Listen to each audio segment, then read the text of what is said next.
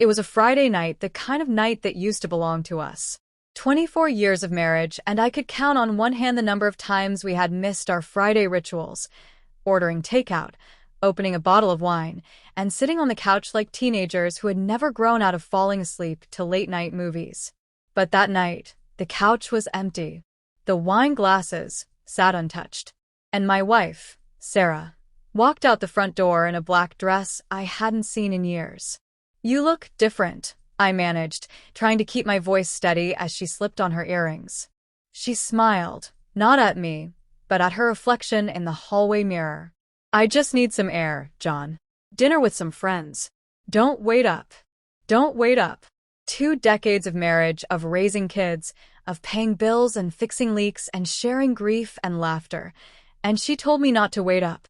Something in my chest tightened, a knot I couldn't swallow. I wanted to ask which friends, where, why that dress. But the words got caught between my pride and my fear of the answer. Instead, I nodded. "Okay, have fun." She left without kissing me goodbye. At first, I told myself not to overthink it. Maybe it was work friends. Maybe she wanted to feel young again. Maybe I was imagining the distance that had been growing between us. But when midnight passed, then 1, then 2 in the morning, and her phone went straight to voicemail, the truth I didn't want to face began to claw at me. I didn't sleep that night.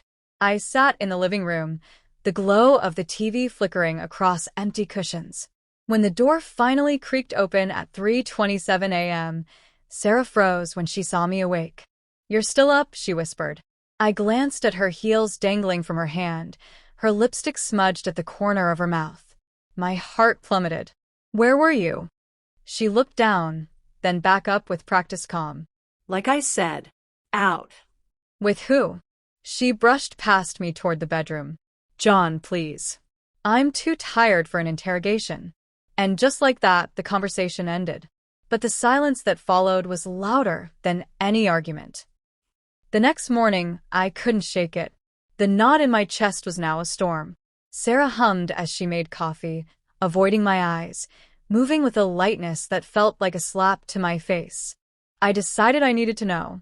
I'm not proud of what I did next. But betrayal changes you.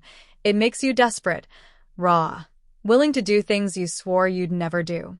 That afternoon, while she was in the shower, I checked her purse. Buried beneath her wallet and keys was a receipt.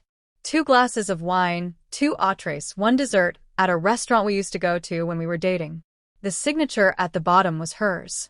And scrawled next to it, a phone number with a heart. My hands shook. My stomach churned.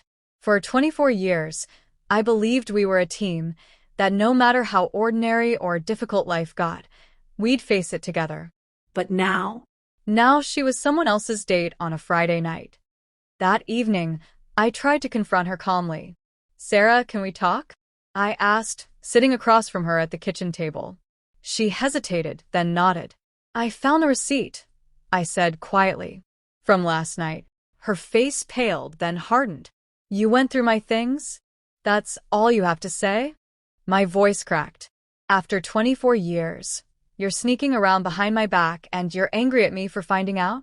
Tears filled her eyes, but she didn't deny it. She didn't even try. "John, I don't know how to explain. I didn't mean for it to happen." "Didn't mean for what to happen?" Her silence was the answer. I leaned back, numb. "How long?" "Just a few months," she whispered. "He makes me feel alive again. Like the woman I used to be." Her words stabbed deeper than any knife. Alive again? What did that make me, her grave? The days that followed were a blur of anger, grief, and disbelief. I caught myself replaying every memory, every kiss, every inside joke, wondering when they stopped meaning something to her. I kept waiting for her to fight for us, to apologize, to beg me to stay. But she didn't. She walked around the house like a ghost, detached, as if she had already left me in her heart. That was when I realized, sometimes betrayal isn't just the act itself. It's the quiet indifference that follows, the confirmation that you're no longer enough. And so, I did the one thing I never thought I would. I called a lawyer. On the following Friday, the same night, She claimed she was going out with friends again. I waited until she left. Then I packed a small suitcase, grabbed the papers from my lawyer's office, and placed them neatly on the dining table. When she returned past midnight, humming the same careless tune, she found the house eerily silent. No TV. No husband waiting. Just a stack of documents with her name on them. She called me the next morning, panic in her voice. "John, what is this? Divorce? You can't be serious." I swallowed hard, the ache in my chest still raw. "I am. You already chose Sarah. I'm just following your lead." There was a long silence. Then her voice cracked. "I never wanted to lose you. Then why did you risk it?" She didn't answer. It's been months since that night, and I still don't fully understand how we got here. Maybe we lost ourselves in routine. Maybe she wanted more than I could give. Maybe people change in ways you can't predict. But I know this. Love without loyalty is just an illusion. And marriage without trust is a slow, suffocating death. I gave her 24 years of my life. She gave me a Friday night that I'll never forget. And in the end, I gave her divorce papers. Because sometimes the bravest act of love you can give yourself is letting go of the one who betrayed you.